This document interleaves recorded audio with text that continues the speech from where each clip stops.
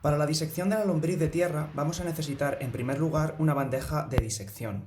Es importante que la bandeja de disección tenga el fondo de silicona porque vamos a necesitar pegar con alfileres de entomología el ejemplar a dicho fondo de silicona para poder observar de forma más cómoda todos los caracteres internos.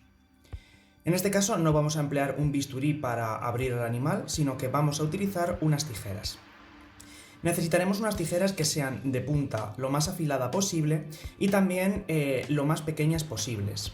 Porque hay que tener en cuenta que la lombriz es un animal relativamente pequeño y muy fino, de manera que si utilizamos unas tijeras que tengan la punta roma o que sean muy grandes, es muy probable que no solo diseccionemos la pared del cuerpo, sino que nos llevemos y rompamos todas las estructuras internas del animal. Por ello, nuestras tijeras tienen que ser lo más finas posibles y con la punta lo más pequeña posible, para que de este modo únicamente diseccionemos la pared corporal.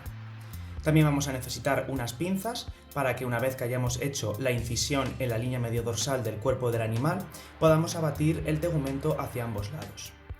En mi caso voy a emplear también agujas enmangadas para señalaros las distintas partes de la anatomía interna de la lombriz.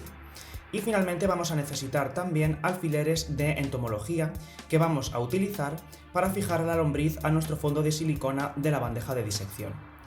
Nuevamente se recomienda el uso de guantes para que no os manchéis. La lombriz de tierra que vamos a diseccionar hoy es un lumbrícido. Esto quiere decir que es un oligoqueto terrestre perteneciente a la familia Lumbricidae. Antes de comenzar a diseccionar a nuestra lombriz, conviene estudiar algunos de sus caracteres externos. En primer lugar, determinaremos qué tipo de prostomio presenta esta especie en concreto.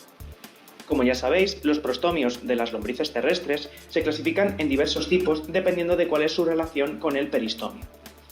En el caso de esta especie podemos ver que el prostomio invade aproximadamente hasta la mitad de la longitud del peristomio, pero se encuentra perfectamente delimitado con respecto a este a través de un surco transversal. Esto quiere decir que el prostomio de la especie que estamos estudiando es de tipo epilóbico cerrado. A continuación de prostomio y peristomio aparece el metastomio, es decir, el conjunto de los restantes segmentos corporales del animal. En cada uno de estos segmentos podemos ver unas pequeñas estructuras de naturaleza quitinosa y con una coloración que varía desde ambarina hasta ligeramente negruzca, que son las sedas del animal. Típicamente, una lombriz de tierra posee un total de 8 sedas por segmento.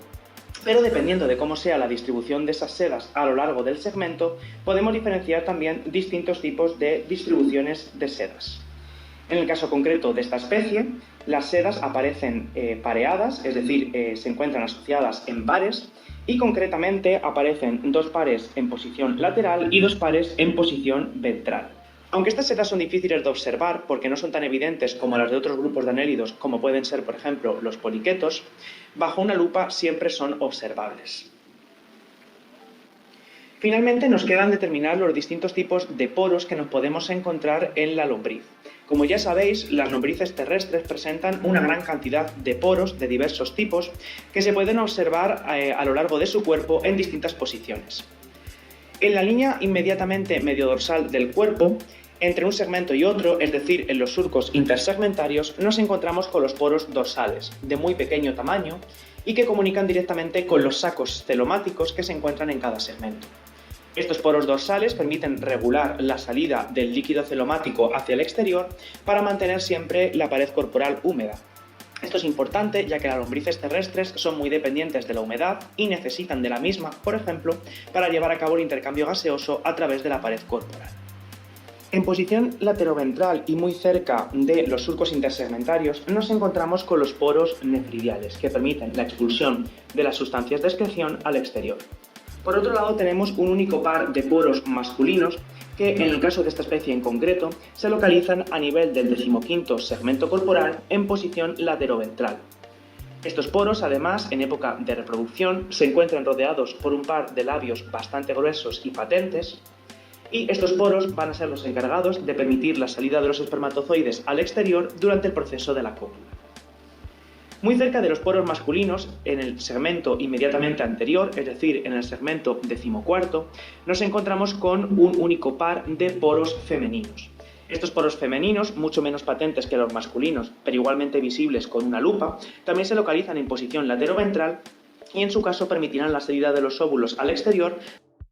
De los poros masculinos parten también unos surcos seminales que son muy patentes y que permiten el recorrido de los espermatozoides desde los poros masculinos, que permiten su salida al exterior, hacia la zona del clitelo, donde se estará formando el capullo, para que posteriormente puedan ser recogidos por el individuo, que en este caso actúa como hembra, y que luego sean nuevamente introducidos en el mismo a través de los poros de las espermatecas y almacenados en dichas espermatecas. Finalmente tenemos a los poros de las espermatecas, que permiten la entrada de los espermatozoides al interior de las mismas, donde se almacenarán hasta el momento de la fertilización, y se localizan en posición intersegmentaria lateroventralmente, únicamente a nivel de los segmentos de posición más anterior. Por último, nos queda observar algunas estructuras de reproducción, como es el caso del clitelo. Como ya sabéis, el clitelo es un engrosamiento de la pared corporal, concretamente de la epidermis, que aparece durante la época de reproducción y que se localiza a lo largo de una serie de segmentos corporales concretos. En el caso de la familia de los lumbrícidos, familia a la que pertenece nuestra especie, el clitelo tiene una extensión que puede variar desde 4 hasta 32 segmentos y siempre se sitúa entre los segmentos 17 a 52. En el caso concreto de esta especie, el clitelo tiene forma de silla de montar, y muy cerca del mismo también podemos observar los tubérculos pubertarios, que se encuentran presentes en forma de banda o de pequeñas papilas. El clitelo se encuentra constituido, como ya he comentado, por un engrosamiento de la epidermis, donde se van acumulando una gran cantidad de capas de células granulares que van a permitir secretar un moco que luego facilitará la unión de los individuos durante la cópula. Para comenzar la disección de la lombriz, como ya os he comentado anteriormente, hay que posicionarla con la línea mediodorsal hacia arriba, porque a lo largo de dicha línea mediodorsal llevaremos a cabo una incisión que nos va a permitir abrir la pared corporal y observar todas las estructuras anatómicas internas.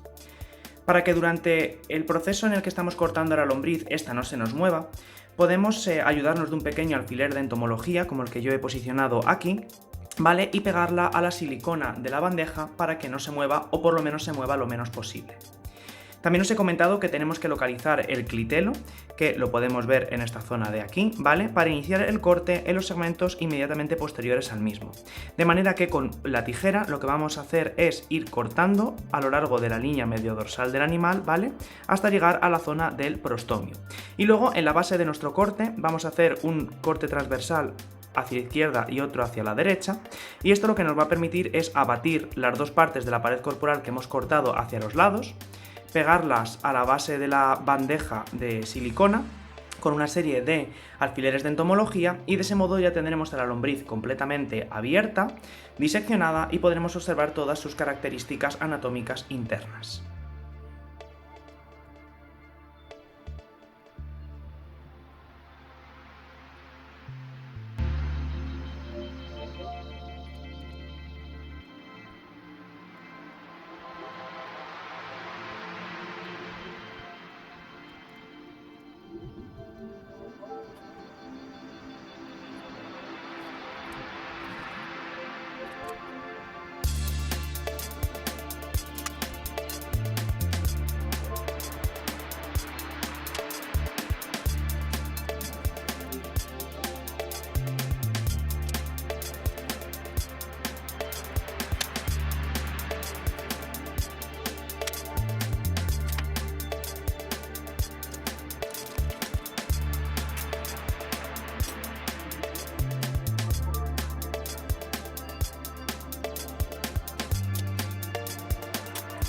Una vez que la hemos abierto, llenaremos la bandeja de agua para poder observar perfectamente sus estructuras internas.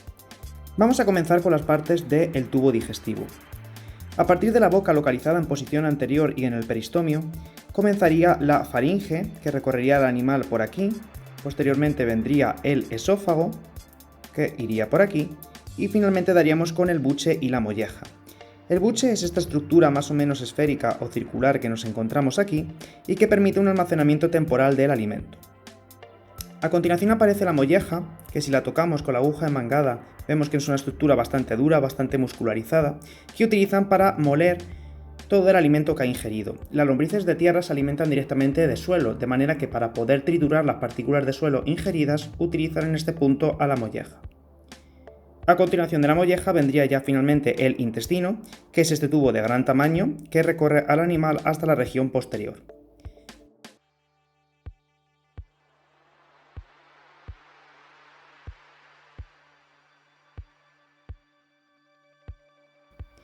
A continuación vamos a llevar a cabo una abertura del intestino para que observemos el tiflosol, ese repliegue que presenta hacia el interior para incrementar la superficie de absorción de los nutrientes, y que también podamos observar el tejido cloaragógeno que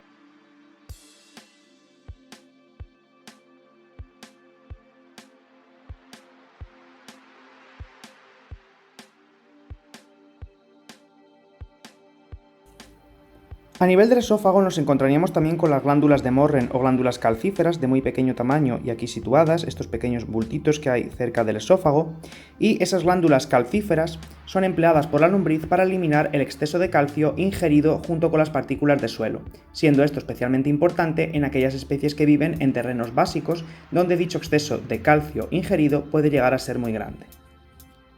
En lo referente al sistema circulatorio observamos el vaso dorsal que recorre al animal por la línea mediodorsal del cuerpo. Aquí lo podemos ver, por encima del tubo digestivo. A nivel de los segmentos anteriores, el vaso dorsal genera unas expansiones laterales, aquí situadas, que se denominan corazones laterales, que no son más que vasos circulatorios con la pared engrosada y muscularizada, para que sirvan de impulso para que la sangre recorra todo el cuerpo del animal. En lo referente al sistema reproductor masculino, nos vamos a encontrar en primer lugar con estos órganos blanquecinos de gran tamaño, aquí situados a ambos lados del tubo digestivo, que son las vesículas seminales. Estos órganos se encargan de almacenar los espermatozoides una vez que han sido producidos por los testículos y hasta que acontezca el proceso de cópula.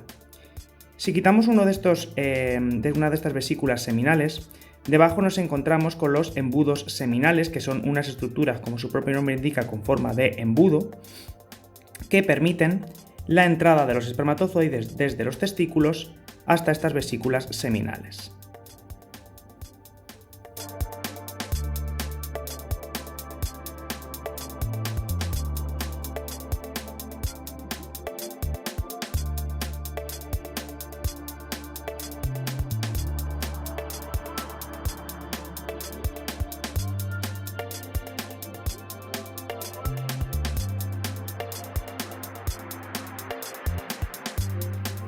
En lo referente al sistema reproductor femenino, la única estructura que podemos observar son las espermatecas, estas esferas blanquecinas aquí localizadas, que son las que se encargan de almacenar los espermatozoides una vez que el individuo que ha actuado como hembra los ha recibido durante la cópula, y de este modo aquí quedan almacenados hasta que se da la fecundación.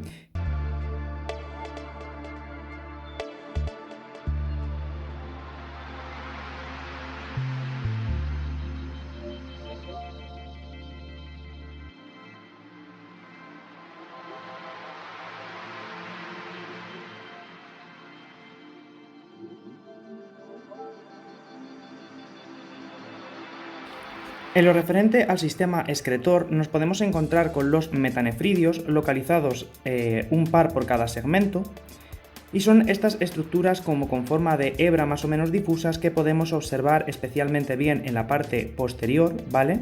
O a partir de la región clitelar, y que se localizan a ambos lados del tubo digestivo, entre los septos musculares que separan un segmento de otro.